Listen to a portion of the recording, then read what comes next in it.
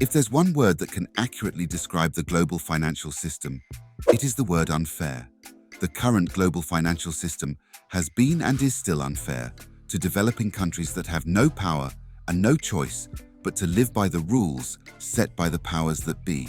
It is unfair because the system is biased towards countries of the West who, for example, need to pay only 1% interest rate when they borrow from the World Bank or IMF. Meanwhile, African countries have to pay about 5, 8, or even 10% interest rate when they need to borrow, because they are apparently riskier. This unfair financial system has contributed to the current developmental status of developing countries, because instead of focusing on development, these countries spend a huge bulk of their revenue on financing debt. The countries that control this unfair system, especially the USA, have used it time and time again to push their ideals across the world, and when it is resisted, it has been used to punish countries, like in the case of Russia. All these have led to a clamour for a change in the global order, and the answer to this seems to be Brics. Although it was formed in 2009, Brics started gaining prominence after the COVID-19 pandemic. Today, this bloc, initially made up of 5 member countries, has grown to include 6 countries, making it 11 in total. In addition, according to South Africa's Foreign Minister Naledi Pandor, 34 countries have expressed interest to join this bloc. Now, why is Brics important? Why do so many countries want to join this bloc? Why is the West scared about Brics? And what does it mean for Africa? To answer all this, we first need to understand what Brics is all about. After World War II, the United States emerged as the undisputed hegemony, both in military and economic power, which allowed it to create a world order that reflected its values and interests. According to John Eikenberry, the Liberal Economic International Order, LEO, is organized around open markets, multilateral institutions, cooperative security, alliance partnership, democratic solidarity, and United States hegemonic leadership. Organizations such as the United Nations, NATO, WTO, IMF, and the World Bank have been utilized to spread these values and promote economic integration. One thing that you should understand is that this current world order only serves the interest of those countries on top, namely the G7. This is why in the last few decades, there has been a shift in global economic power and along with it a desire to create an alternative international system. This is where Brics comes in.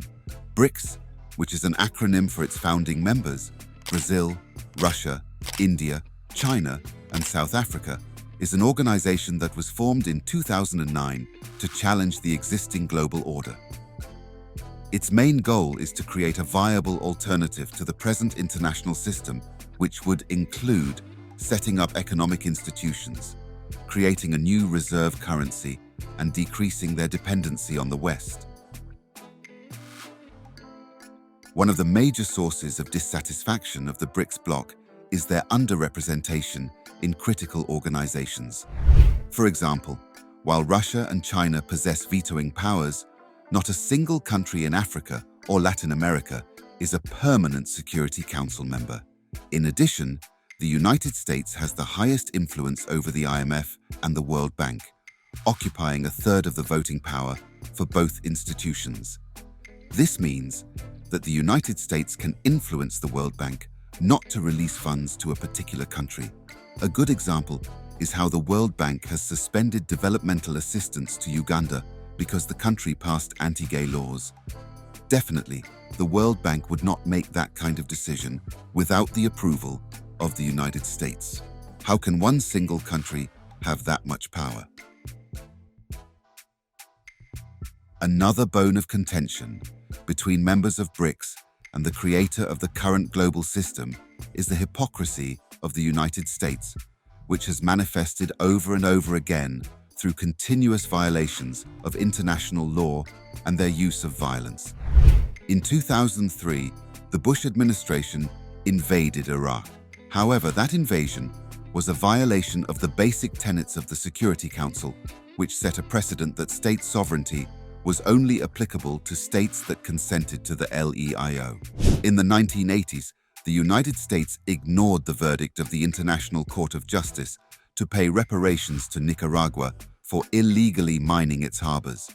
These are, however, just a few examples of how the United States has violated international laws and committed crimes against humanity, all in the name of protecting their interests.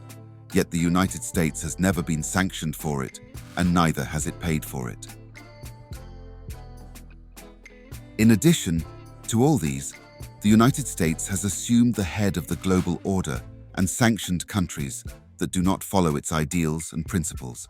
And the reason why the sanctions are effective is because the dollar is the reserve currency of the world. A lot of countries, including China and Russia, have suffered as a result of these sanctions. So, it's no wonder that dethroning the dollar is a top priority for Brics. In one way or another, each of these countries has suffered under the hegemony of the United States and countries of the West, and hence the reason for the creation of Brics. Developing countries are currently clamoring to join this alternative to the current global system because they want to stay ahead of the changing financial dynamics.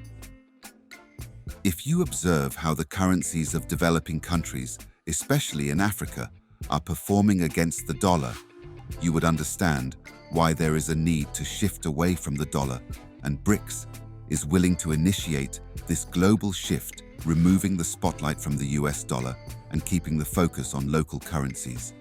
The paradigm shift could uproot the US dollar's global hegemony and challenge the traditional financial order controlled by the West.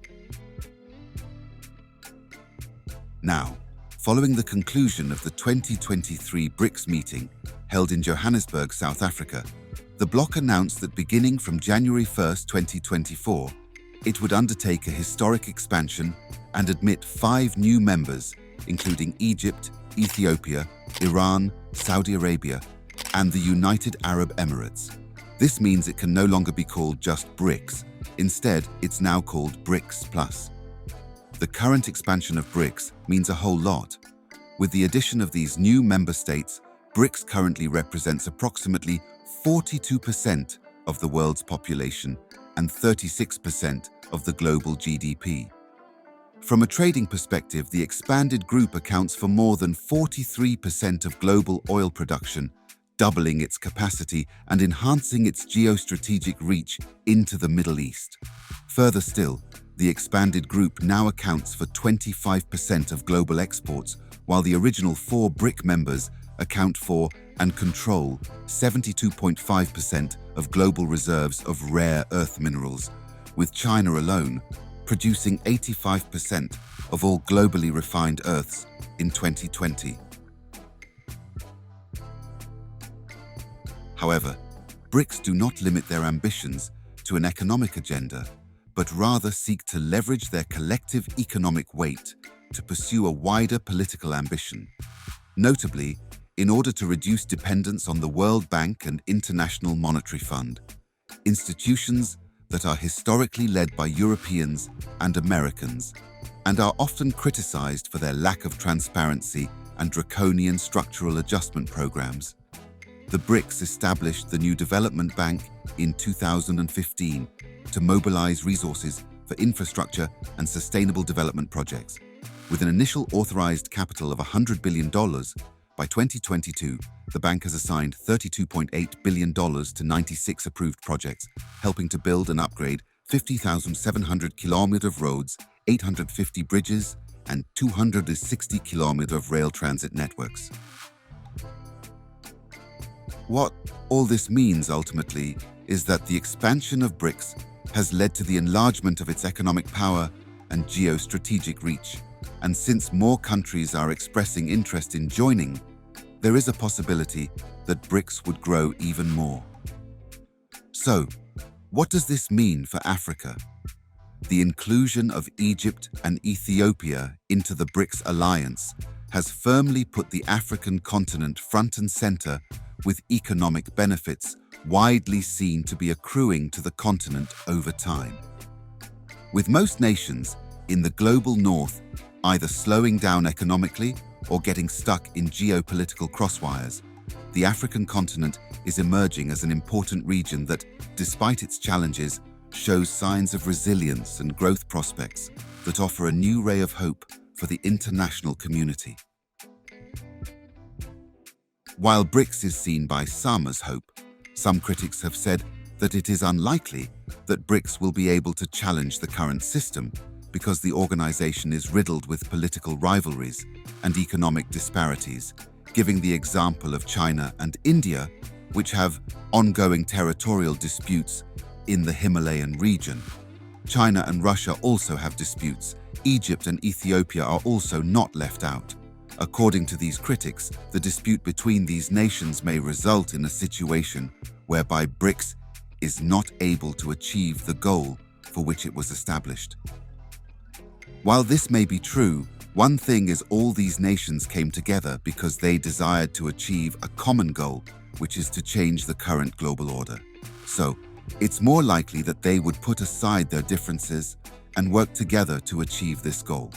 Regardless, Brics is here to stay, and the coming years will determine how everything will all play out. What are your thoughts? Let us know in the comments section below. Don't forget to like, subscribe, and share this video.